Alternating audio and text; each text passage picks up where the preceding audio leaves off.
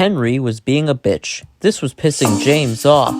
Why are you being an ass all the time? Am I the only one who's tired of pandering female characters? Grunted Henry. I'm talking about the ones who are written as perfect angels just so Mattel can sell toys. Seems like someone's a sexist one, laughed Charlie. You've derailed yourself, Henry. Cut the bad puns, you shit-faced monkey! Shouted James. I don't hate female characters, continued Henry. Emily's a nice colleague, and Madge is one of the most pure characters ever. She's part of why I love going to Croven's Gate so much. Oh, said James, thanks for spelling it out, Einstein. But Henry was still pissed. One day I'll prove it and you all can see what I'm capable of. So what are you capable of? Asked Charlie. Ignoring childish and obnoxious toys like you for a start, replied Henry, and he steamed away. A moment later, he met with Boko. Don't listen to them, Henry, he said.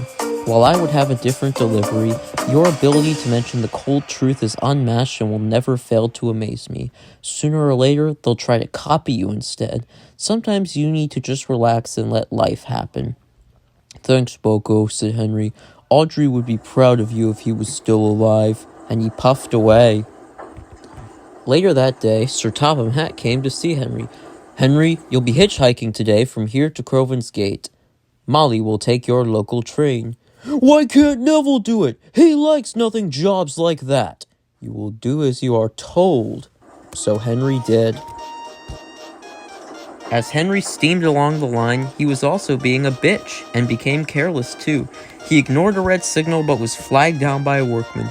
Douglas crashed at your tunnel, said the workman. Go back and see what happened. Henry's driver took them back to the tunnel. Oh, Henry, said Douglas. Thank goodness you're here. What happened to you? Asked Henry. Nia and Rebecca are back on this island, said Douglas, and Nia was going in the wrong direction. She bumped into me, causing me to derail and crash into the signal. You must stop them. As Henry continued down the line, he saw the viaduct under repair. Let me guess, he snapped. Nia or Rebecca did it. More or less, said James. Rebecca decided to carry a flatbed with dynamite on it next to a fuel tanker, and surprisingly, it only partially damaged the viaduct. Melissa, who is actually Mike's mother, said to Henry, We're counting on you, Henry. You're an enterprising engine. Go put their asses in place. Henry felt more motivated than ever and set off to Brendam Docks where Nia and Rebecca were.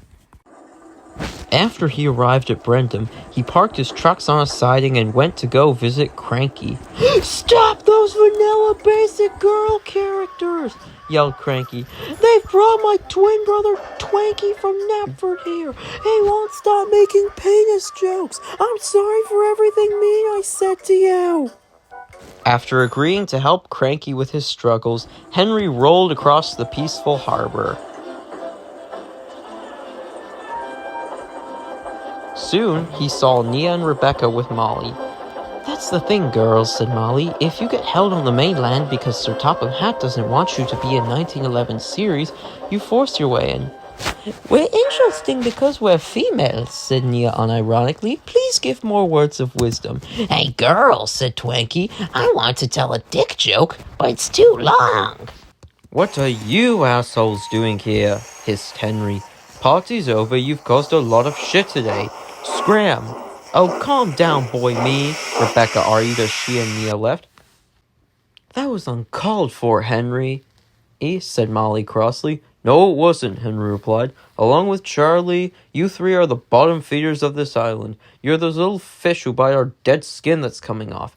At least I was never scared of my paint getting wet that I hid in a tunnel. At least I never fell off a bridge because I was pulling passengers who were too poor to pay for tickets so they had sex with my driver. Twanky then turned around and said, While being brought here, I spoke the truth. Life is like a penis, only harder to swallow. Just get out of here, Henry, said Rebecca. We girls don't need personalityless drones like you here. We can work our way out of any situation. As Henry steamed away, Twanky called out, You're not a confident dick, Henry. You shrank from a challenge. Henry ignored them, got back on the main line, climbed Gordon's Hill, and set course for Wellsworth, where he arrived seething with rage about Nia, Rebecca, and Molly. Calm down, Henry, said Edward. Molly isn't usually this way. She's probably just being pressured. Nia and Rebecca will settle down soon and learn we're on an equal playing field. I hope you're right, Henry sighed, and Emily entered from the opposite direction. She parked her coaches in the yards and turned around. Are you all right, Henry? She asked. Henry told her about Nia and Rebecca. I see, said Emily. Tell you what, I'll do your hitchhiking from here, then I'll see if I can reason with them. If not, I'll get some of the female engines we already know, to talk some sense into them. You should go take a rest in the sheds over there. This island doesn't deserve you, Emily, said Henry gratefully. Emily steamed away with his trucks. In the meantime, Henry peacefully backed into Wellsworth Yards, where he entered the sheds and fell asleep peacefully. Meanwhile, back at the docks, Nia and Rebecca were trying to convince Daisy and Mavis to help them protest against Edward, Henry, and Toby. No, said Daisy firmly, they are engines like us. Henry has a right to voice his opinion, and you have caused many crashes today. Toby showed me everything I need to know about railway life. I would be doing a huge disservice to protest against him. Agreed, said Mavis. Just because someone dislikes what you've done doesn't mean they don't want you to improve. I should inform Sir Tom Hatt of what you two have done. Besides, said Bill and Ben in unison, it's our job to pull childish, immature pranks. That evening, a chaotic storm raged like a YouTuber.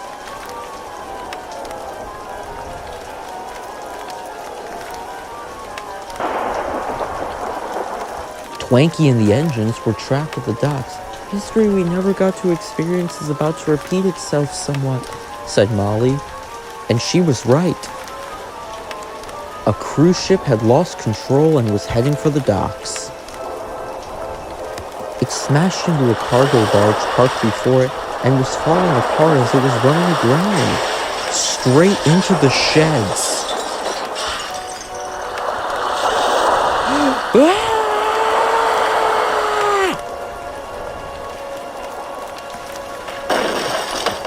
Someone's terrorizing us! Yelled the girls from inside the shed. It's somebody's paying us! Yelled Twanky. After the storm had passed, Sir Tom Hatt rushed over to the docks. He had also heard about their awful actions from earlier. Help is coming to clear up this mess, he told the engines, and to clean up your dirty Mike Myers-like attitude, Twanky. Who's coming to help us? Nia asked nervously. Henry's on his way from Wellsworth, said Sir Tom Hatt firmly, although he may not be too happy about. Hurry up, I've got to make some morons eat their own words. Henry soon arrived at the docks with the breakdown train to continue clearing the mess.